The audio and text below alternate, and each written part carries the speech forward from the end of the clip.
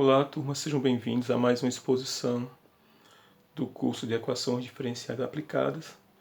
Nessa exposição, nós vamos estudar a situação onde as raízes da equação característica são raízes complexas. Nas outras exposições, a gente estudou que se você tiver uma equação diferencial linear de segunda ordem, coeficientes constantes, AY2' mais BY' mais CY igual a zero, é uma equação homogênea, esse termo aqui é igual a zero. E a gente discutiu que para você encontrar soluções linearmente dependentes, o que a gente fazia era associar essa equação a uma equação do segundo grau, que foi chamada de equação característica da equação. E para essa equação característica, a gente encontrava as soluções. E as soluções das equações diferenciais, nos casos que a gente fez até agora, era e elevado a R1t e y2 igual a exponencial de R2t. Foi isso que a gente fez até agora. Só que agora, quando você tem raízes complexas, surge um problema. Por exemplo, digamos que R1 seja da forma A mais BI. Então você vai ter Y1 da forma exponencial de A mais B vezes I t. Bem, e agora como é que a gente faz a exponencial do número complexo? A gente poderia pensar aqui que é válida a propriedade de exponencial, né? Isso aqui vai ficar L, a gente pode distribuir aqui em cima, ficar A vezes T mais BI vezes T. E você reescrever isso como sendo E elevado a AT vezes E elevado a BT vezes I. Essa primeira fator aqui, a gente já está acostumado com ele, a exponencial do número real. Mas essa outra parte aqui é a exponencial do número real vezes número complexo. Então, como a gente vai resolver esse problema? Bem, o que é feito nos cursos de cálculo e nos cursos de equações diferenciais, se vocês forem observar, estudar pelo livro, vocês vão ver que para resolver esse problema, a gente vai ver a exponencial de x como sendo uma série, ou seja, um somatório infinito, que da forma x elevado a n sobre n fatorial com n variando de zero até infinito. Só que no nosso curso nós não temos esse conteúdo. Se eu fosse fazer esse conteúdo nessa disciplina, que não é o objetivo dessa disciplina, a gente tem que gastar pelo menos umas 4 semanas estudando esse conteúdo para chegar numa expressão desse tipo aqui e estudar as propriedades da série. Então, isso quer dizer que no nosso caso, nós não teríamos como estudar esse problema. Eu poderia chegar simplesmente e colocar já o resultado e a gente teria que aceitar. No entanto, eu vou fazer isso de uma forma diferente, tá? Do que tem nos livros didáticos e que você vai encontrar por aí na internet. Até porque a gente está numa situação diferente de todo mundo, que a gente nunca estudou esse conteúdo nos cursos de cálculo. Pessoal que gosta de estudar matemática, seria bom, tá? Tem um capítulo no livro de cálculo chamado Sequências e Séries. É bem interessante você estudar esse conteúdo, é muito importante, como a gente está vendo aqui agora. Bem, para fazer isso, nós vamos considerar uma equação diferencial que a gente já estudou aqui nas nossas exposições, que é a equação diferencial y2' mais y igual a zero. Essa equação diferencial ela pode ser reescrita como sendo a derivada sigma de y igual ao simétrico de y, e a gente já estudou aqui e viu que as soluções linearmente independentes dessa equação são seno de x e cosseno de x. A gente já mostrou isso numa exposição anterior. Se você não viu, é só derivar seno duas vezes, vai ver que dá menos seno. Deriva o cosseno duas vezes, dá menos cosseno. Então, seno e cosseno são soluções. Nós mostramos que são soluções linearmente dependentes. Então, qualquer que seja a solução dessa equação diferencial, ela vai ser uma combinação linear dessas duas soluções aí. Vai ser C1 vezes o cosseno de x mais C2 vezes o seno de x. A gente fez isso sem recorrer à equação característica, porque a gente lembrou que se você derivar o seno duas vezes dá volta no próprio seno, mas cosseno negativo, se derivar o cosseno duas vezes volta no próprio cosseno negativo.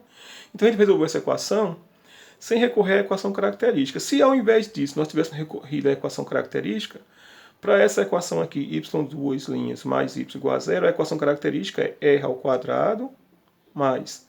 Não tem termo em y', então fica 0 vezes r, que é 0, mais o coeficiente que multiplica o y igual a zero, porque o que multiplica o y aqui é 1, então vai ficar r ao quadrado mais 1 igual a zero.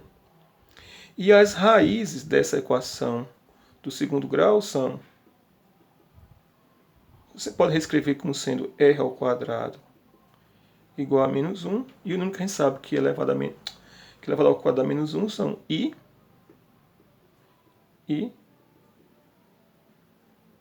menos i. São os números imaginários. Então, por um lado, a gente sabe que qualquer solução é uma combinação linear do seno e do cosseno. Mas, por outro lado, como a gente encontrou essas duas raízes da equação característica, as soluções dessa equação seria y1 igual a e elevado a it, e a outra e elevado a menos it, se elas forem linearmente independentes, né?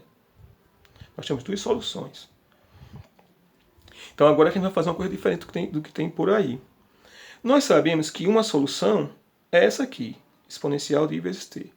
Mas, por outro lado, nós sabemos que qualquer que seja a solução, ela é uma combinação linear do cosseno e do seno. Então a conclusão que a gente chega é que a gente pode escrever essa função exponencial de it como uma combinação linear do cosseno e do seno de x. Ou seja, nós vamos poder escrever exponencial de i vezes t como sendo igual a uma combinação linear do cosseno e do seno. Então vai ser C1 vezes o cosseno de t mais C2 vezes o seno de t. Eu tinha colocado x antes, mas nesse caso estamos supondo que a variável independente é t. Bem, então essa expressão tem que valer para todo t. Será que a gente não pode atribuir alguns valores para t e encontrar quem é C1 e C2? Bem, aqui é uma coisa boa que a gente pode fazer, é atribuir valores para t que cancele uma dessas parcelas, para facilitar a nossa vida. Claro, a gente pode atribuir dois valores para t aqui, iria dar uma equação com um sistema de equação com duas equações, duas incógnitas, vai t igual a dois valores, você poderia fazer isso, mas é mais fácil nesse caso, atribuir um valor para t que cancele, por exemplo, esse termo aqui, C2 vezes seno de t. A gente sabe que seno de zero é zero. Então, essa expressão aqui pode ser calculada para t igual a zero. Então, para t igual a zero, o que nós vamos ter? Vai dar exponencial de i vezes zero igual a C1 vezes o cosseno de zero mais C2 vezes o seno de zero. Seno de zero é zero. Então, esse termo aqui, C2 vezes seno de zero, a gente vai poder cancelar. Então, sobra apenas exponencial de zero, que é 1, igual a C1 vezes o cosseno de zero. Ora, o cosseno de zero é 1, então fica apenas C1. Portanto, a gente chegou à conclusão que o primeiro coeficiente C1 ele é igual a 1. Conclusão. A conclusão que a gente chegou foi que e elevado a i vezes t, por enquanto, está sendo igual a C1, que é 1, que dá cosseno de t, mais C2 vezes o seno de t. E agora o que a gente tem que fazer é encontrar quem é esse coeficiente C2. Só que antes disso, eu vou aproveitar para demonstrar uma das formas mais interessantes da matemática, mais conhecida, que é aquela que afirma que a exponencial de iπ mais 1 é igual a zero. Essa fórmula é tida por muitos como a mais bela da matemática, mas isso é uma questão de gosto, porque de uma forma bem econômica, né, a mais econômica possível, aparece nessa fórmula o número de Euler. A gente viu a importância dele nesse curso de equações diferenciais, o quanto ele está presente nas aplicações. O número π, que tem a ver com o mundo redondo. O número imaginário, né, o i, que tem a ver com a modernidade, com a eletricidade. E apenas os dois números mais simples, o 0 e o 1. Então nós vamos demonstrar isso. Mais uma vez, a prova dessa fórmula, que é muito famosa, ela envolve séries, que é um conteúdo que a gente estudou. E também não faz sentido você terminar um curso de matemática e em nenhum momento ter aprendido essa expressão. Então vamos aproveitar e fazer ela agora, utilizando o que a gente tem feito até agora. A gente tem feito até agora que e elevado a it é cosseno de t mais C2 seno de t. E eu já sei que esse coeficiente aqui, C1, era 1. Bem, daqui nós podemos aproveitar e calcular essa expressão para t igual a π, que é exatamente a expressão lá na fórmula de Euler. Vamos fazer? Para t igual a π, nós vamos ter o quê? Que a exponencial de i vezes t, que é π, vai ser igual ao cosseno de π mais C2 vezes o seno de π. Mas nós sabemos que o seno de π é 0, o cosseno de π é menos 1, então daqui a gente chega que a exponencial de i vezes π é igual a menos 1, que é exatamente a forma de Euler. Se eu escrever somando 1 aos dois lados da expressão, que é a exponencial de iπ mais 1 é igual a 0.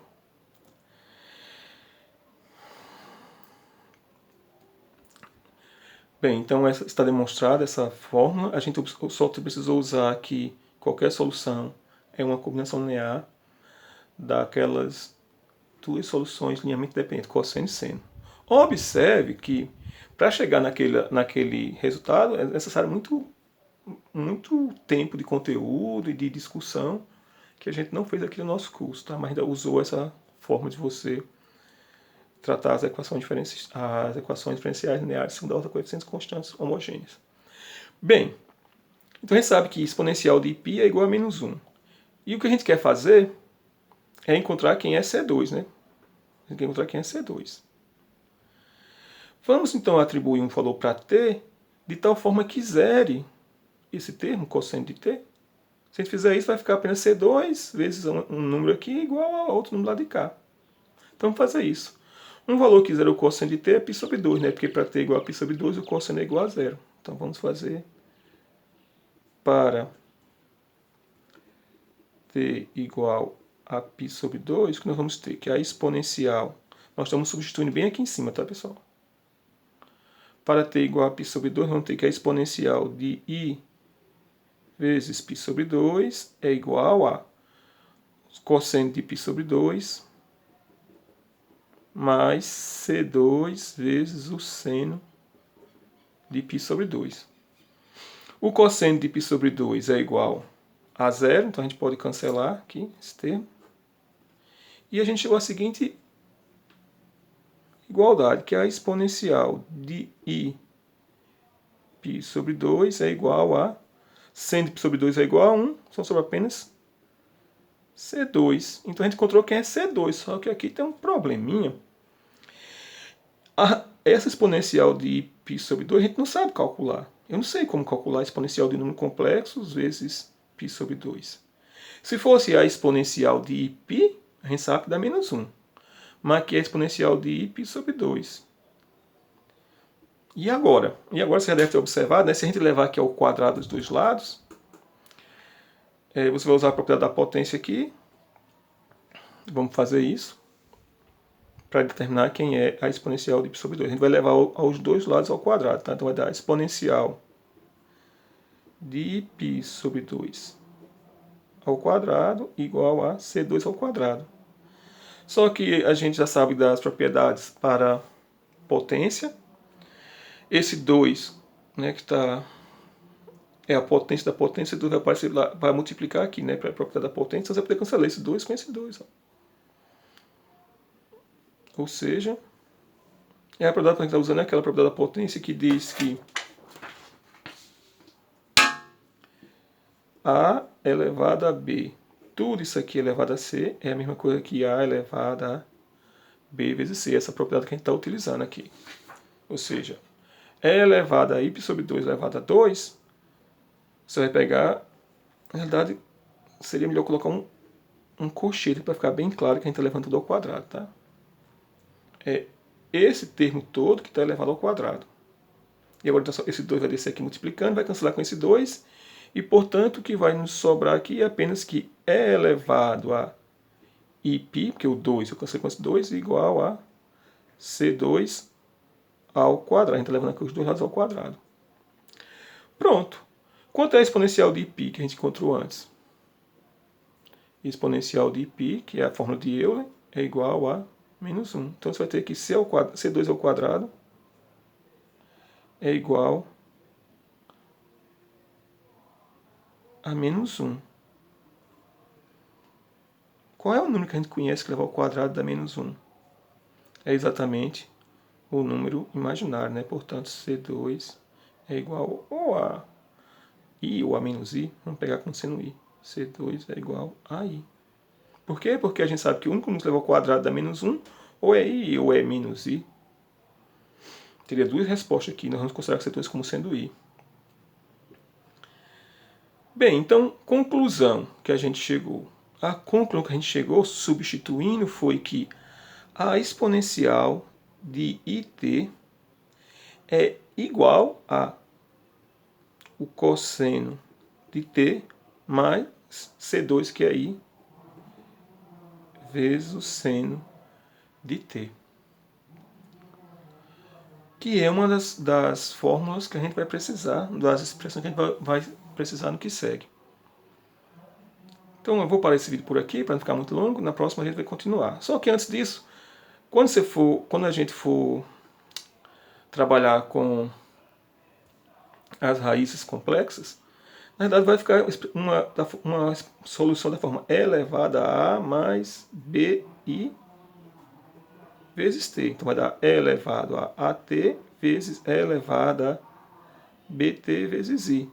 Bem, aqui a gente sabe que a exponencial de um número complexo imaginário vezes um número real é o cosseno desse número mais i seno desse número. Então, nesse caso, que a gente vai precisar exatamente desse formato aqui, ou seja, a exponencial de b, vou escrever assim, ó, de i vezes bt, para ficar mais parecido com o que está aqui em cima.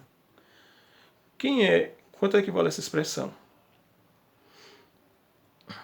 É sempre cosseno do número que multiplica i, o número que multiplica i é bt, mais i vezes o seno que multiplica i, que é o número que multiplica i, p vezes t. Então está aqui uma prova dessa importantíssima relação, sem utilizar sequências de série sem usar sequências de séries, como é que está no livro de cálculo. Obrigado por ter assistido e até a próxima exposição. Não esqueçam de, se tiver alguma dúvida, colocar nos comentários desse vídeo. Você escreve sua dúvida no comentário e eu vou responder.